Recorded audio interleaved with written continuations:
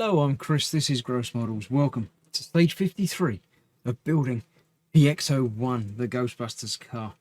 In this issue, we are going to be assembling, apparently, the analog digital simulation switch and the Tektronix Type RM561 oscilloscope. That looks like an oscilloscope display, so I'm pretty sure that's that bit.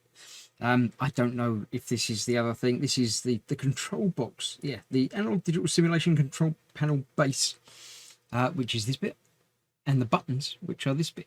It will only go one way round. There is a bigger side and a little side, so that goes through there like that. Then we get the buttons poking out next to the other buttons. I don't know why they need to be a separate piece, but they do, so there you have them. They are being held together with two EP screws. Get two EP screws out and put those together. Nice and easy. So we've still got the wider side here, which is that way round in the picture. So let's have it that way round, because in a moment I'm going to need to know which way round it goes, because we're going to be putting little brackets on, and the little brackets need to be the right way round. So let's get these tightened down. Cool. Then we need KP screws. Let's have those ones. That is. Yep. So we're going to need 4 of those, or more than 4. Let's see. I'll get 4 out. Put the others back. Sure, we're going to be using them in a minute, but there we go. Because we're putting these brackets on. Now, there's 2 different shapes of brackets, big ones and little ones. We're using the little ones on this side, going in like that, with obviously a single screw holding that in place. One.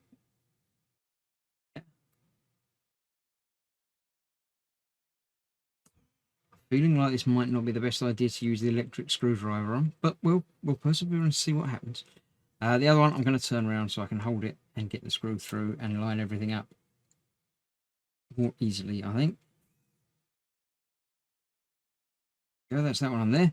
Then the other 2 go in place on the other side. Much the same, but they're a bit longer. That, and the last one of those.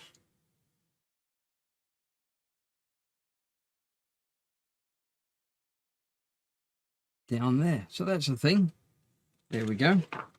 Right, next up, we're putting that to one side. Bringing out this piece with all the holes. These 2 that aren't exactly the same, going in there. Right, so we've got a pin to go in that hole. 2 screws to go in above and below. GP screws to these. Not that one, that's IP. GP is that one. So we're going to need 4 of those, 2 for each one. And that will be all of those. One spare, put that aside.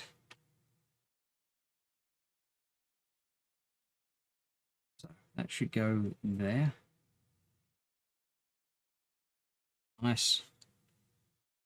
This one there. Now these obviously screws are probably very oversized for being real in this. Probably not held together with 2 big screws, top and bottom.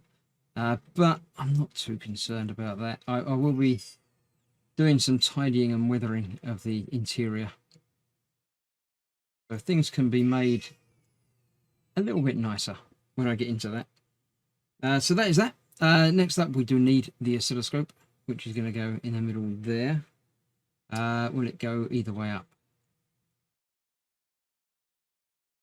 It will, and it doesn't look like it really matters which way up it goes. It's just got the same twiddly line. That is being held from the other side with 2 EP screws, leaving 1 in the packet for spare. So we'll go in there. Actually, I'm going to use a real screwdriver for these because it's just easier to get lined up. I can get closer to being straight than I can with the slightly thicker electric one. So they will go in there, holding that in place. The two brackets just push in place either side, the little handles for pulling the unit in and out. Cool, that does the job. Then we have these two panels. It matters which one. So there's an R and an L on there. Say which one's which. Let me flick back to the contents page. And it says 53D is the left side. So this is D, which is this side. And we've got the holes at the bottom there. Going in there like that. This one's going in this side. Like that. Then that bit goes on the bottom. With these, that side. Like that. 4 IP screws will hold that in place. 1, 2, 3, 4. One spare there. Get rid of that. While I've got this, I might as well continue. Actually, no. I will go back to the electric one for this, because there's quite a bit to do. We've got 4 screws to put in. Get all in a little bit, and then come back and tighten them all up. Nice.